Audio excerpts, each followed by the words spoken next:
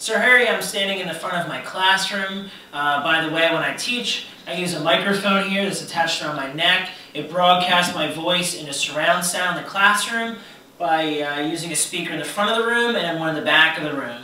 I also have a handheld microphone that I can pass around to my students if they want to read, participate, give presentations. This is extremely handy technology in the classroom now, especially for students that have attention deficit problems. So pretty neat. I'm standing in front of my smartboard in the classroom. I also have 6 laptops that are out from my cow cart. I've chosen to display my remote desktop this way so that you guys can see it on the screen up here while looking at the individual laptops at the same time. The smartboard is an exact replication of what you would find on my actual laptop.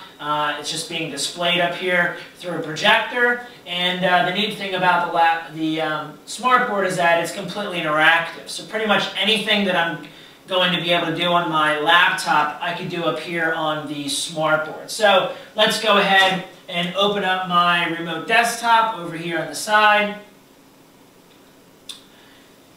I have 15 computers in my cow cart, and 6 of them are currently available. Over here, you'll see that they're listed under cow user. That is what they've logged in as. If my students are in the classroom and we're using it, I would see each of their individual names here, which is extremely helpful in case I wanted to interact, send a message to, or lock one particular student's screen. This also allows me to interact with all of them at one time. So let's take a look at a few of those features. So I'm going to go ahead and select all of these using the laptop that I have. I've selected laptops 1 through 6.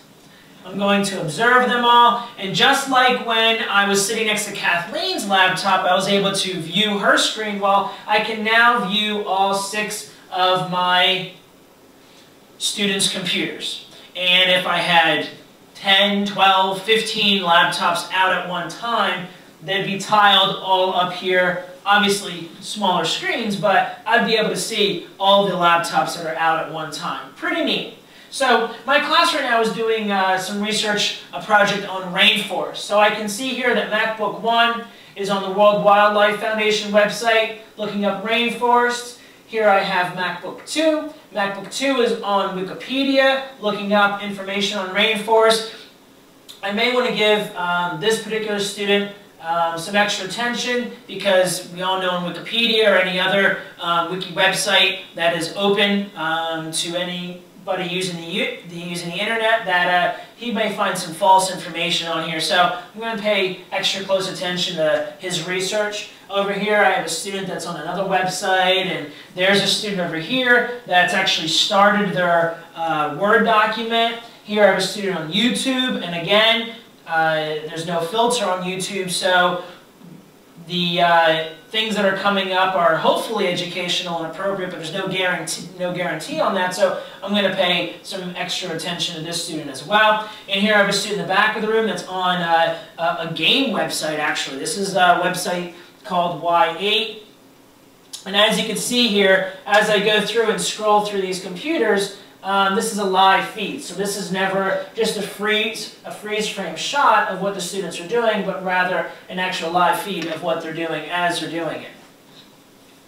So let me go ahead and exit out of this. A neat feature that I have that I've used plenty of times is the lock feature. So my students are doing research, and I want to stop. I want to take a minute and discuss what they've been doing, what they've been researching. So I'm going to announce, okay, everyone, please, stop what you're doing. Please pay attention. Let's take some time and discuss our research. And of course, you still have 3, 4, 5 students that are typing away and not paying attention. And really, the only other way to get them to pay attention would be to take their computer away from them, which could then cause some more behavior problems. But let me go ahead and lock them out. So I have all 6 computers highlighted. I'm going to interact with them. I'm going to lock their screen. I can send them a message. So I'm going to open up the keyboard on my smartboard. and send them a message. This is just like a keyboard on my laptop. I'm basically just going to say,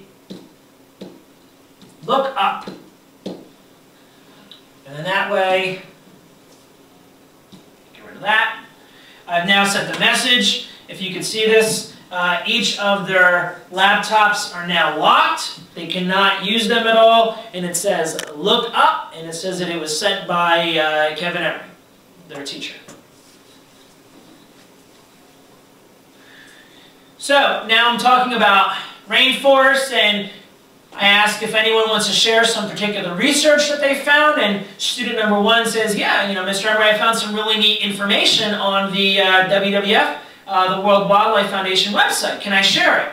And I say, okay, so I'm going to go ahead on their computer only and unlock it. I've now unlocked computer 1. Let's observe it, bring it up on the big screen.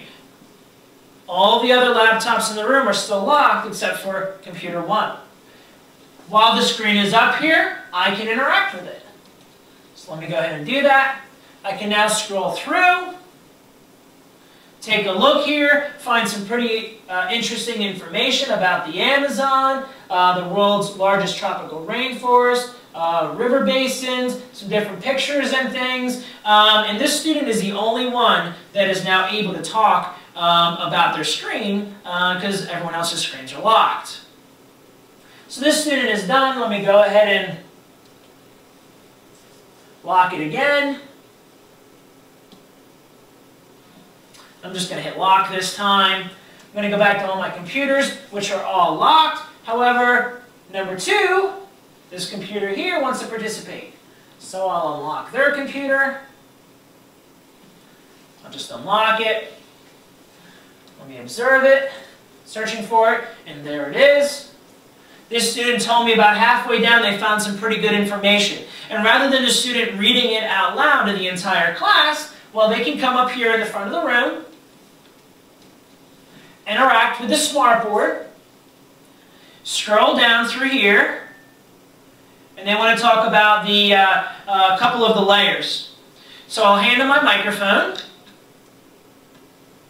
They'll turn it on, they'll come up here and they'll say, well, on the Wikipedia website for rainforests, I found some interesting things about layers. The forest floor, the amount of rain that it gets, the amount of sunlight that it gets. Here's a really neat picture that I found. And this student now has everyone else's attention in the classroom because their screens are all locked.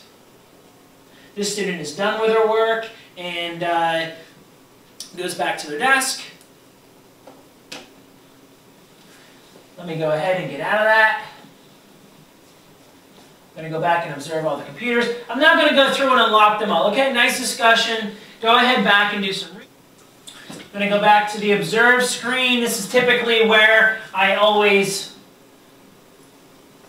keep my either desktop screen, my laptop screen, or my smartboard screen. It just gives me and the other adults in the room an opportunity to take a look at all of them at the same time. So I see that all the computers up here are still working hard, except for MacBook number 6, which unfortunately is still taking a look at the Y8 game website. In fact, now they're scrolling down and finding games about the Army. I'm going to go ahead and specifically choose that student, which is MacBook 6, and shut them down.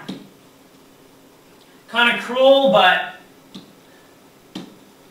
they've had plenty of opportunities. You now see their computer screen is shut down. They are no longer on the laptop and cannot get on the laptop again until I allow them access to it.